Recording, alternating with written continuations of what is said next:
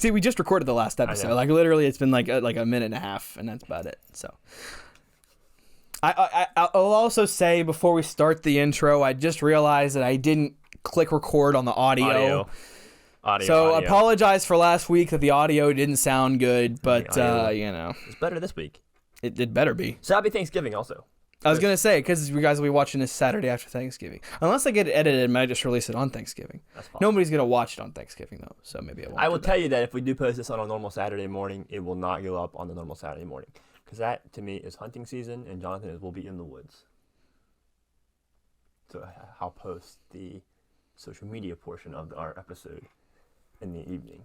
Or I can just do it myself. But Steven's gonna do it himself. I'll probably just do it myself.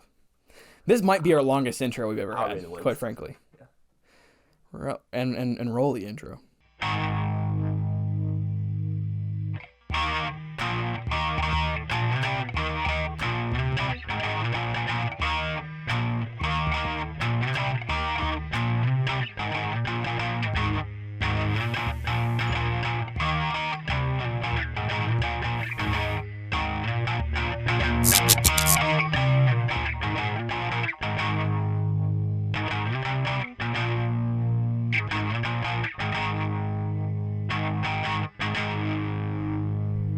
Hello, ladies and gentlemen, and welcome to The Subject Matter. I'm your host, Stephen Jenkins, here with your co-host, Mr. Jonathan Dayton. We're experts in nothing, here to give you our thoughts and opinions on all of it, except for tonight, where we're going to get to know Jonathan a little bit better. Like we said in the pre-intro, I guess it is a pre-intro, not an intro. True. But like we said in the pre-intro, apologies for the audio issues last week. Not that anybody besides me noticed. And yeah, hope you're stuffed full of turkey and stuffed full of the stuffing that was stuffed in the turkey, and green bean casserole and corn casserole and cranberry pudding or whatever. And cranberry pudding? Yeah, there's a cranberry pudding on the table at my Thanksgiving dinners. I would totally eat that. So. Maybe it's not pudding. I don't know. It's like one of those like little. It has like oranges and stuff in it. Maybe it's not pudding. It's like mixed with Jello and stuff. Like one of those things. So I don't know. But hope you did some wonderful Black Friday shopping. Hopefully, which started like a month ago. Right, exactly. And also hope the plan for us, because it hasn't happened for us yet, but the plan is we're going to be out of town next week doing some shopping ourselves, and I'd like to do some behind the scenes, just filming us looking for stuff, going around different places and posting them on our socials. So if you didn't catch them, that either means one, that didn't happen, or two, you just haven't seen it on our socials. So go follow us on all our socials. Probably Instagram and TikTok will be the main place that those are. Sure. So Jonathan, we're going to start with probably the easiest question. We're talking like first grade, maybe kindergarten level question here. Kindergarten. Okay. What is your favorite color? Blue. I knew that, but I wanted them to know. Blue. Green is a close second. Okay. So Jonathan's favorite color. What's your least favorite color? Ooh. This really isn't my least favorite color because I can't think of it, but I'm going to say orange just because I get my clothing and I have a lot of blue clothing. Mm-hmm. Don't know if I have any. I have one orange shirt in my closet. Fair enough.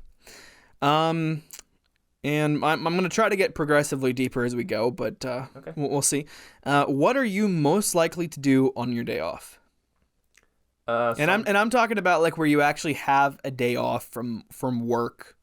You don't have that specific responsibility or any other familial obligations. Sleep in and then get up and do something around the house. I don't know what that would be, whether that be an outside project, inside project, something. Okay. With that in mind, what is your favorite thing to do for yard work? Mow the grass. Mow the grass? Love it. Now, you have a push mower, don't you? I have a riding mower, too. Okay. And do you prefer the push mower or the riding mower? Riding mower. That's, yeah. But I've only ever seen you do the push mower. That's why I had to ask. Either. I like a freshly mowed lawn. It is something that I enjoy, so I love to mow. And what's something you hate doing for yard work then? That's a lot of these questions, because if you're going to ask the one, you got to ask the other. Hate for yard work? I don't know. Just like outside maintenance. I mean, there's a lot of stuff around our house. So, if you live near the woods, there's animals, right? Mm-hmm. Right now, there's a lot of moles around our house. Okay. So there's a lot of holes in my yard. And so walking around the yard and pushing down those holes and filling those holes in is a pet peeve of Jonathan's. Gotcha. Currently. Gotcha. That makes sense. Yeah. Now, indoor work. What's something that you enjoy doing, like, inside the house as far as, I don't know if you call it just chores or even just personal projects? Vacuuming. Vacuuming? Yeah, I hate vacuuming, too. Same thing as, like, mowing the grass. Like, you're pushing something and get these straight lines. In the carpet. You like vacuuming? Oh, yeah, love it. Oh, okay. So that's Love it. okay. I don't hate it. I like it. What's something you don't like doing? In the house? Laundry. Don't like it. Yeah. Turns into usually a fight with the wife and I of who's going to do it. And her excuse is she can't carry it down the steps, and so... No, she is pregnant. It was before pregnancy. Fair enough. Fair enough. All right, let's see here. What is, and I think I know this answer, but what's your favorite type of music? Ooh. Country and pop. I would say country first is my favorite type and genre, but pop's a close second. Okay. But I can find music that I like in any category. Just might not be as many songs in that category, but I can find something that I can listen to. So then what would you say the category is that you would listen to or find the least amount of songs in? I like metal or something like heavy metal. Okay. Is there a specific artist that you frequent for any of those genres? There's not one artist. I like a lot of artists. Is there one artist that you just, no matter who they are, that you'll just never listen to a song by them? I'll never listen to a song by them. Mm-hmm. No, there's not one artist like that. Fair enough. What would an artist like that have to do to get you to not listen to some of their music? Not listen? I often look at the person's background, like their personal background, not just the music. So if they're singing about something that goes against my beliefs, fair enough, or makes it, political or religious, and it's not appropriate, then that would make me not want. Not in good taste. Yeah, makes sense. You mentioned about your clothes. What is your preferred place to shop for clothing? Ooh. And you can be specific too, like if it's like one store for shirts and one store for shirts. That's a really good question. I find myself fancying Under Armour. Okay. Only because they have shirts that fit me really well, and they have pants that fit me really well, and I often wear their shoes. So I would say Under Armour is a good store that I probably have the most clothing from. Okay. But if I'm going to go shop at a store, TJ Maxx is by far my favorite store to shop in. Fair enough. So would you say then that, because how tall are you? 6'3". 6'3". Mm-hmm. Is it harder, I assume, to shop as a taller person for stuff or? For pants. Okay. Pants. Used to not be. I mean, when I was a kid, it was hard, but not as hard. But I would say pants, mainly because you need the small waist and the length and the pants, and that's sometimes tricky. But a lot of companies make the sizes that I wear. You have to order them online though. American Eagle. You'll never find a pair of American Eagle jeans that are 30, 36 in the store. Very rare, but you can find it online. And if someone's calling me from spam, and you're more than welcome to push decline. I know exactly who's calling, and I blocked their number yesterday, and they decided to call back with a different number today. Okay. Now, do you prefer, and I think we mentioned this a couple weeks ago, do you prefer online shopping or do you prefer to be in the store picking something out? I really like going in the store. I will say, though, I do like the convenience, though, of online. So I would prefer going to a brick-and-mortar store. However, oftentimes I find myself leaning towards the convenience of online. Last couple weeks ago, I said that I would prefer Cyber Monday shopping. That's just because I don't want to be around that many people. On Black Friday. Yep. Not that I don't like going to the store. It's just that many people. It doesn't make it fun for me. And so I'd rather do it online. But if I had the choice, I'd rather go to a mall or a strip mall. Okay, good answer. Do you, we'll get a little bit deeper on this one, unless it's not. Maybe you have an answer already. Do you enjoy being a firefighter or an EMT more? Firefighter. Is my answer.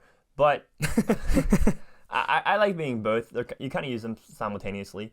I would say that to make that question even more in depth, I would say, would you rather be an EMT and strictly ride the ambulance or be a firefighter and strictly ride a fire truck? Because oftentimes, at least on the fire side, as a firefighter EMT, you're doing both medical and fire suppression at the same time. But I prefer being a firefighter. I mean, for various reasons, but I think the adrenaline rush of being a firefighter excites me more than the ambulance side. However, I do love medical stuff. I always have loved medical stuff. I've told in the podcast before that medical school was my original plans. And so I do enjoy being an EMT, but would prefer being a firefighter and doing that type of activity any day. Makes sense. Simple one here. You're at a restaurant. You want a side dish. Are you more likely to get a soup or a side salad? Salad. Salad? Yeah. What kind of salad? Oh, anything with berries. I'm a huge fan. Berries, okay. Huge fan of like a berry salad with like candied walnuts and balsamic vinaigrette, or Cobb salad, small Cobb salad for a side salad. Anything related to that, good to me. I'm not a huge Caesar salad fan. We'll eat it. Just not a huge fan. Blue cheese on a salad or cheddar cheese on a salad? Either. Yep. Okay. What is your favorite? You asked me this question, but what is your? I'm gonna specify here. What's your favorite sport to play specifically? Baseball by far. Okay. And is that also your favorite one to watch? I would say yes. Okay. And what sport would you like to learn if there's a sport that you could learn? We'll just say, because obviously, because you might be good at baseball, you could get better at baseball, but something other than baseball. What's a sport that you would like to learn? That's a good question. I think you have the height advantage for basketball. Well, I've played basketball, baseball, and football, and soccer. I mean, I haven't played in a league, but I've played lacrosse. I've played not in the league, but I played field hockey before, and we played tennis on occasion. Golf. Okay, good.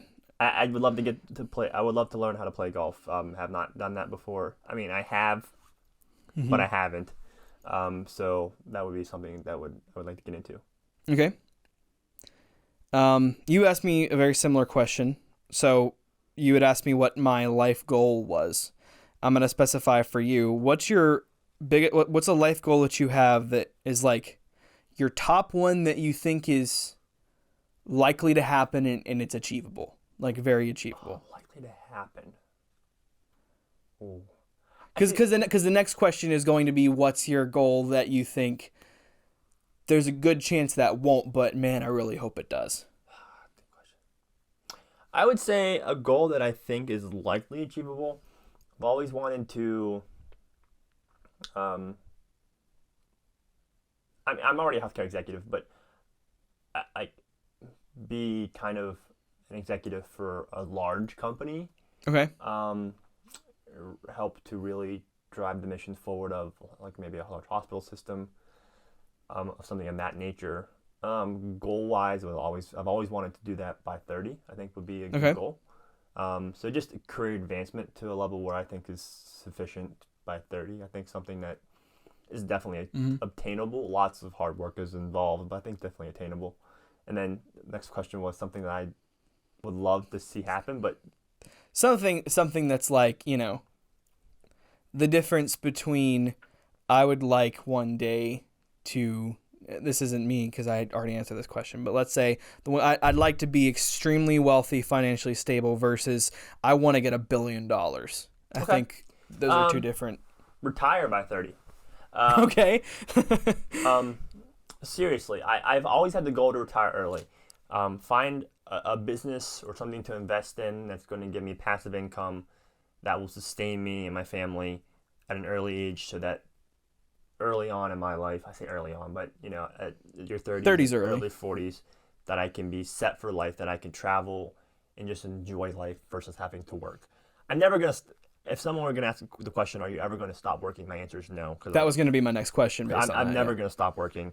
It's not in me to stop working. So even if I had money to retire, I would still be doing something, philanthropy or something, volunteering for a board, and working throughout my entire lifetime. But that would be a good goal. I think it's. I say this being the likelihood not being attainable, but it's still. I still keep it on the table. I mean, well, yeah, I keep goals. All goals have to be attainable. I didn't mean specifically not attainable at all. No, just less likely. Less likely. Yeah. So I have 1 year goals that I write down every 12 months that I have to reevaluate, and then I have goals that are more strategic 3 to 5 years. Mm-hmm. And then I have long-term goals and I write them down and I track them in a spreadsheet in Excel and Google Drive. That's me. That's who I am. And although less likely, still something that's on my 10-year plus list. Okay. What is your, and I know we asked this question before, I think at the beginning of this year. Okay. But we're going to ask it again. What is your biggest pet peeve? Oh, man. Saying something and not doing it.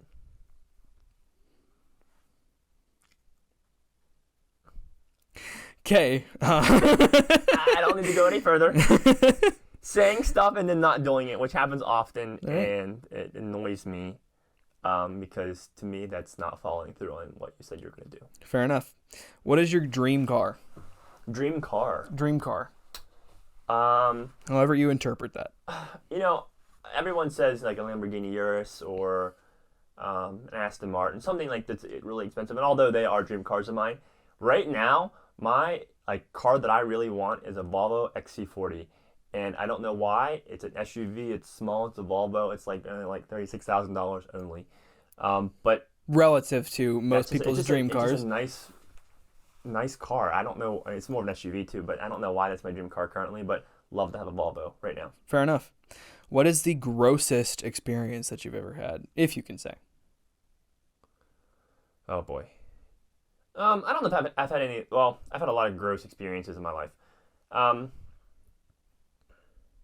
So I think people would interpret gross as a couple different things. Mm-hmm. So if I was something like nothing. So first off, nothing. I mean, there's things that weird me out, but there's nothing that I will not do or be grossed out by. Okay. I will adamantly say I'm not going to go touch that or be in that room with that particular thing. Whatever it is. Yeah. For some, I would say hunting. I think that people that don't hunt or are outdoorsmen would think that processing your own meat would be gross. So that could be something that I don't consider gross, but people do. So something that, because I know you said there's nothing you won't do. What's something where this is for you personally? No, I was going that way. Okay. So medical field, I think that I've been on cases or calls or incidents where I've seen blood clotted the size of baseball, or actually the size of footballs. Mm-hmm. Dead bodies. So I think that's definitely gross. Not that I wouldn't be there, I just think it's gross. So just medical stuff. I think medical stuff in general. I mean, I've been on a lot of incidents where it's been gruesome, bodies or deaths or cuts and injuries. I think that is gruesome. Again, something that doesn't weird me out, but I think would be something that I consider gruesome. Even if it's not your limit, it's closer to. It's closer to if there's a limit, that is closer to it. Absolutely. Fair enough. So last couple of questions here. So obviously we've talked about it on the podcast before you were adopted. Yep. Growing up, was there ever a point or something that happened that made you somehow feel different just being in a place? Because you grew up in our area the whole time. I mean, lots of times. I can't pinpoint one. Being from a different country and living in our area, I mean, you are the minority in this area. Mm-hmm. And so just in school in general, I was always different. Not in a bad way, but of course, just nationality, I was different. Mm-hmm. And so that was always something growing up that always, I didn't feel singled out about it, but was something that stood out. Did you ever, because this is going to be my next question then, did you ever feel like anybody ever treated you differently? Oh, yeah. I mean, in what way? I mean, in all honesty, and it's unfortunate that we live in a society that we do. Like bullying, I mean, that always happened. And I mean, it happens to a lot of people, but that definitely happened growing up in a small community. And the way that I fought back with bullies was just being smarter than them. Fair enough. So, but what I'm getting at, and humbly getting at, was that also singled me out too. So in elementary school and middle school, it's hard for me to say this, but if you look back at the records, it's definitely true. Being the smartest individual in my class in elementary school and being one of 3 that was 4.0 in middle school, that also singled me out too, because people fell in line with the stereotype. Right. And we don't need to sit here and elaborate what that is. But then that also singled me out on everything else. Right. Makes sense. I needed to be the one that was the best in this, or I needed to be the one that always had the answer to the question, when sometimes I didn't have the answer to the question, and sometimes I had no idea what the answer was even was, because I'm I'm not the smartest. Did you ever feel in those situations like you were in a no-win scenario? All the time. Yeah, high school. I think it changed. But for the early part in my years, it was rough. It was rough. I mean, one day I'm gonna write a book, and there's stories that I could tell that even Addie doesn't know, even my parents don't know. A lot of people would never even guess that I have experience because, well, resiliency and just kind of moved on and moved past it. But sure, it was good stories and rough stories, but stories you wouldn't expect me to actually experience that people would, I think, be curious to hear. Now, in all those situations, not necessarily those one that you specifically mentioned, was that from just fellow students, like your peers, or was that also from people of authority or teachers, adults that you ever felt as if you were treated? More so with my peers. More so with my peers, I think. Teachers are teachers. They're all, most, are really awesome, individuals. Occasionally they would, single me out on certain things in school. Oftentimes, so again, humbly speaking, there'd be some times in school where the teacher would be like, I don't have time to answer your questions. If you have questions, go to Jonathan. and people would just line up at my desk and they'd ask me to teach them this particular math problem. Office hours are between 2 and 4 a.m. And that would annoy me because, you're getting paid to teach, and if you don't have time to teach your students, then why is it my responsibility? Because I know what I'm doing to teach them. And oftentimes when I would get done my work first, they'd be like, oh, shocker, since you're done your work first, now you can go help out everyone else that needs help. That's not my job. You're ahead of the game. You shouldn't be penalized. It wasn't my job. So that, upset me growing up on occasion. But again, I say that humbly because, again, I'm not the smartest individual out there. And even if the grade showed it, I still wasn't the smartest person in school, especially in the younger years. But, that did annoy me because it shouldn't be my responsibility to, sure, do that. Now, in that, you might have kind of answered it a little bit. Even if it's just like a different outlook on things, or that you think you wouldn't have if your situation would have been a little bit different. I think, so I have a bad story, then I have a good story. Okay. But first I'll tell the good story. So I think, being adopted in a community like this, being as, I don't like talking about myself in this way, but being intelligent as I was growing up, I think that your mom had talked to you when she was on this episode. I don't mean to interrupt. Yeah. You hung out like with adults a lot. Yeah. So having the maturity level that I had, but having the love of the community because I was adopted, I think was special. So 2 stories. One quick one was that, so of course everyone knows that Addie and I are having a child. Growing up when I was adopted, people from all over loved me because it was kind of a miracle that I was being adopted, and I'm very, very thankful and blessed to have that. What's special about that is people were more vested into that child, right? So just have a child, people were very vested into that, but the outsiders don't get really involved into it. Fair enough. Right? So the story spreads, even when Addie and I are having a child, and we know that it was a struggle to start with, and we're very blessed to have a miracle child, that we feel that's a miracle child. But also, we had someone send us gifts that I haven't talked to for like 15 years probably. Okay. And I really didn't talk to them when they were living around here. Gotcha. But we're very blessed to have like a community flock around like that. And it was the same way growing up. So I was very thankful to have really a lot of community support, a lot of love. And I'm equally as blessed to still continue to have that. And that's one of the reasons why I love our small community. On the negative side, and I forget where I was going to go with this, but I had so the negative side, and it all goes back to nationality, and I don't necessarily want it to, but being, that minority, but in high school, so we had a drug campaign, like anti-drug campaign, and all the people on this billboard were the popular students of the high school, right? Okay. And I never was popular in high school. I had friends, but I didn't stand out as popular. Didn't do sports, did my academics, went home. That's who I was. And I had friends, and I participated in clubs and certain things. However, when I got called down to the office, to the principal's office, I thought I was in trouble. And I don't know why he even asked me at the time, but he specifically asked me, he wanted me on the billboard with all these other people. I'm like, and I did not fit on that billboard. Not that I shouldn't have not been on there because I didn't do drugs. So Right. I mean, I was fitting for the campaign that they were running, but I was not, and I know that I was not their first choice to be on that with these certain people. But I know the reason why, and they can sit here and dispute that. But I know the exact reason why I was chosen to be on that billboard. Gotcha. And so that is a negative because I don't want to be chosen based on that. Makes sense. And I didn't want this episode to go that way in this part of the segment, but it did, and it's unfortunate that it happened. But, you know, there's good and there's bad. Fair enough. The last question that I'll ask is, so what would you say, to finish off, what would you say is, as of right now, we talked about your life goals. Yeah. I guess 2 questions. One, do you have any specific regrets? You had asked me that question. I think that's one to ask. Regrets. And interpret that however you want, whether you could go back and change it or whether it's just something that you wish hadn't happened, but you know you learned from it. However you want to go about that. I would not change anything that's happened in my life. However, with that said, I wish I would have experienced more in my middle teenage years. Okay. Like 14 to 17. I wish I would have done more stuff that quote unquote normal kids do. Not illegal stuff, but just more activities that normal kids participate in.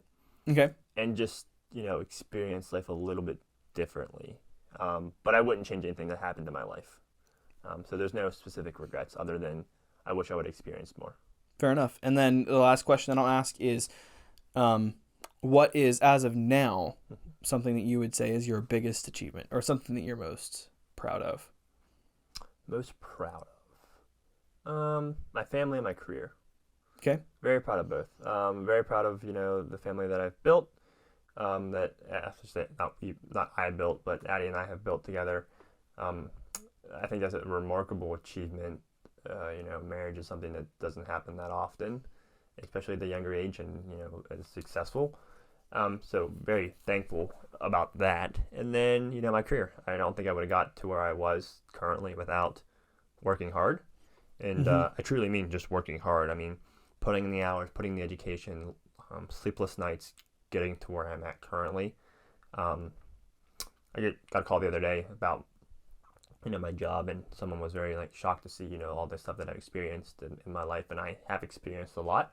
But also, to put this, does come with sacrifices. So sure, you can't get to where you're at now without sacrifices. Do I regret those sacrifices? No, I don't. However, to get to where I'm at, it's definitely take a lot of hard work and sacrifices. And you know, what I tell people though is, I often tell when I go do speeches across the country, you know, what works for me doesn't work for you, right? And so everyone's, you know, goals and outlook and what they think is perfect isn't what I'm going to think is perfect. Right. And so, you know, don't take what I said as something you need to do. Like work hard, don't sleep, and sacrifice stuff. That's not what I'm saying. Because, you know, I hope people, you know, learn from, you know, what I've talked about, because it's good stuff to learn about. We all need to learn stuff. Cool. Well, that's all I have. I assume you've added everything you have to add. I think so. I mean, I really want to hear questions from the audience too. I mean, if you have specific questions, I mean, drop in the comments. I think Stephen and I both would be happy and I to think answer too, them. this is also another thing, because we've talked about it. We are planning, I guess at this point of them watching, it'll be about 4 weeks. We're planning to do a live stream the probably Wednesday in between Christmas and New Year's. So, you know, if you have questions, then drop them, and we can answer them live. This is good. I you know, the podcast has lots of guests over the years, and I say years, but it's really been years. It's almost been 2 years. Almost been 2. But you know, I like the real stuff. I think that this is good to talk about. I mean, I've always said that people can learn from conversation, and I think sharing this stuff and our intake and outtake and perspective. I'm not sure what I was going for there. Yeah, I think is not only is helpful. Right, I agree, and honestly, not that I think this is the case for either of us, but if you're listening and you think, wow, that's a really bad idea, then take it as a bad idea. Yeah. You know what I mean? Take you can learn an anti-lesson from absolutely. people as well. Sometimes you learn whether or not your advice that you give people is good based on whether or not they take it and it works or not. Absolutely. So that's it. Go and stuff yourself on Thanksgiving leftovers, and we'll be back next week. Thank you for liking, commenting, subscribing, all that sort of good stuff. As we said in the previous episode, we don't have anything to do with the notification bell, but if you left one on the last episode, then that means it'll be in the next episode, because we're recording this one directly after the last episode. We don't have it yet. Word salad.